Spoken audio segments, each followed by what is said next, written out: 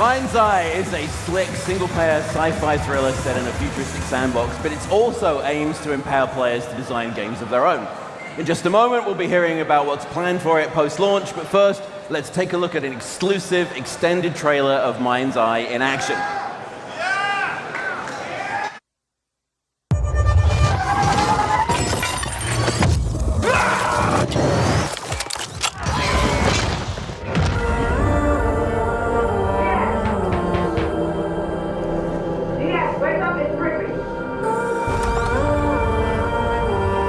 What are you doing here? Come with me. All around me are familiar faces. At first, I thought it was just broken synapses in my head. Keep your lens feet on. In years. I've been seeing things. Like a part of me that's been buried down deep feels like it's just knocking to get out. I'll be seeing you around, Charlie. Maybe this is the real me. Diaz, you were a good soldier. I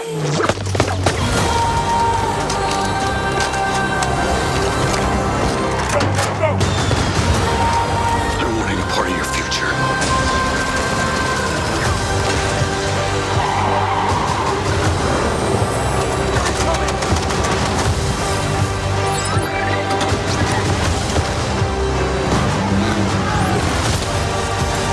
You don't deserve what they gave you.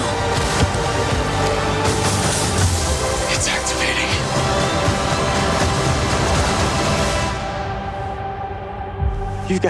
You're one of them.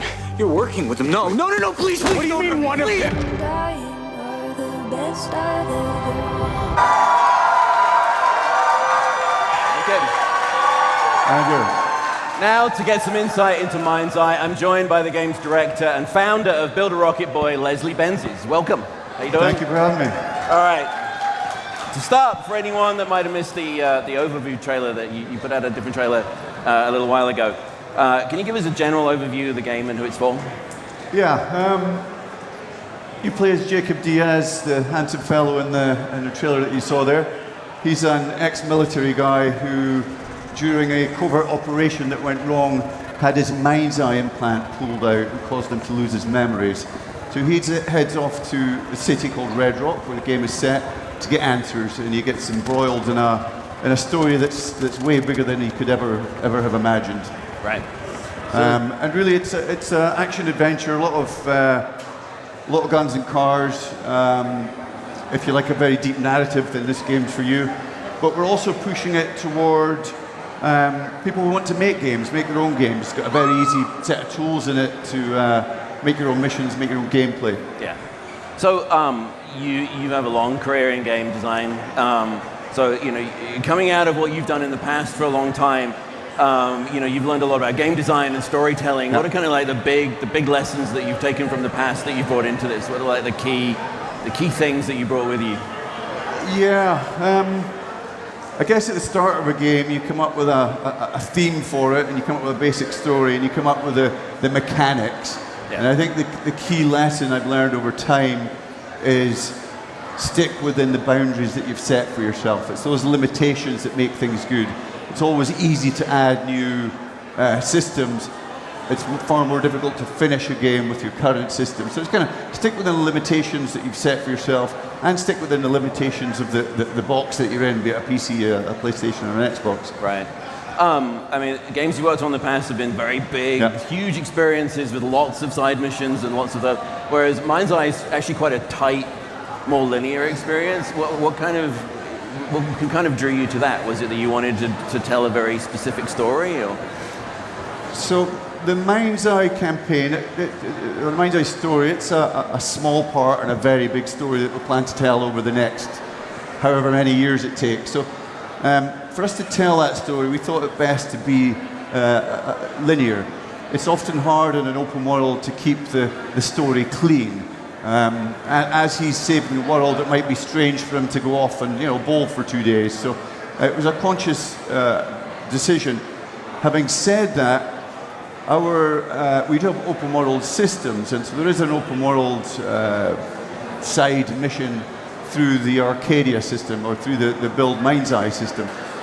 And this is also part of a bigger infrastructure that we're trying to put together.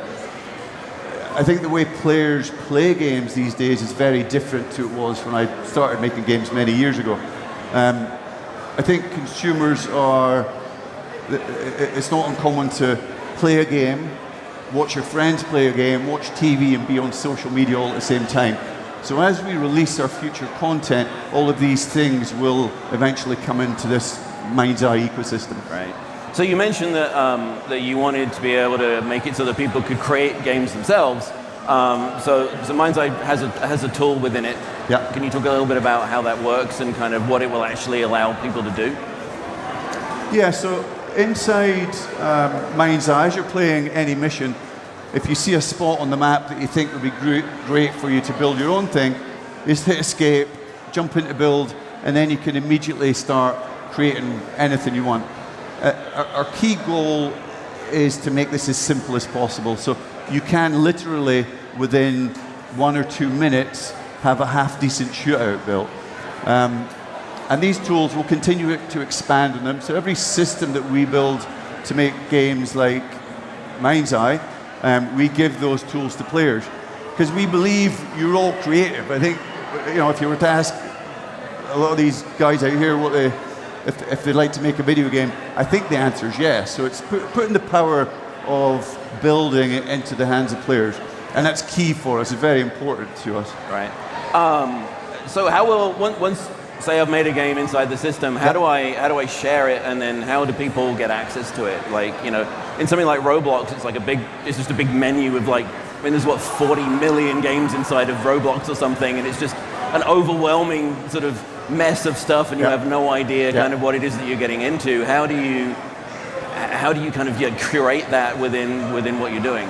So at launch, we'll curate the content, and we'll pick the cream of the crop, and we'll put it in a featured menu.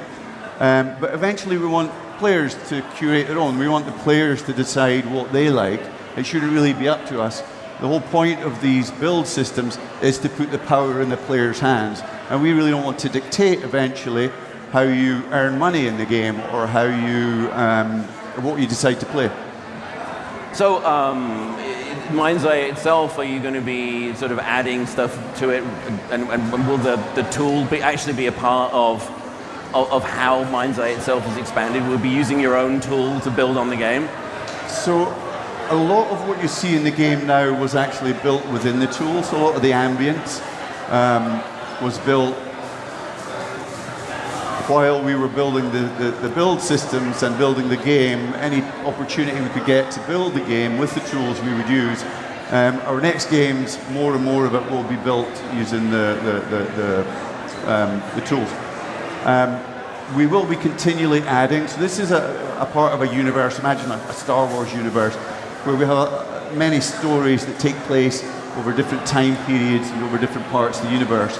And they all sit under this one overarching story, and they will all eventually tie together. And these tools also will work on any world that we build. These tools are naturally all compatible with each other.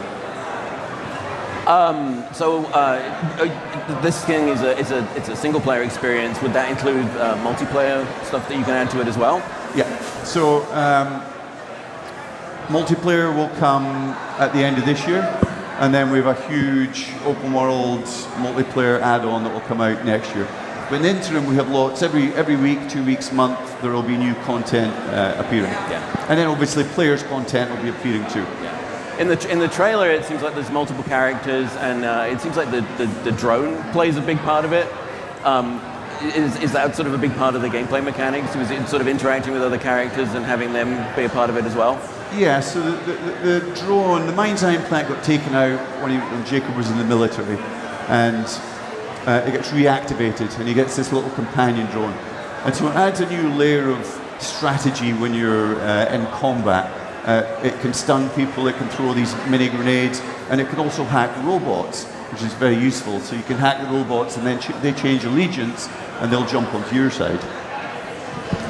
And is that something that you can bring into your own experiences as well? You can use all those tools in Sorry. the experiences that you build yourself. Yeah. You can use that kind of all those mechanics as well.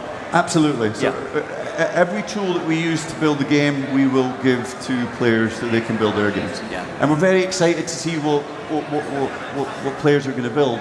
It's often they come up with more interesting ways to use the tools and almost hack the tools to build some really amazing content. So we're very, very keen to see what players can build on Tuesday when the game comes out. Fantastic. Fantastic. Well, thank you so much, Les. MindsEye is out for PC, PS5, and Xbox Series on June 10th, which is this week. But before that, there's lots more Xbox Live still to come, so stick around for IGN Live.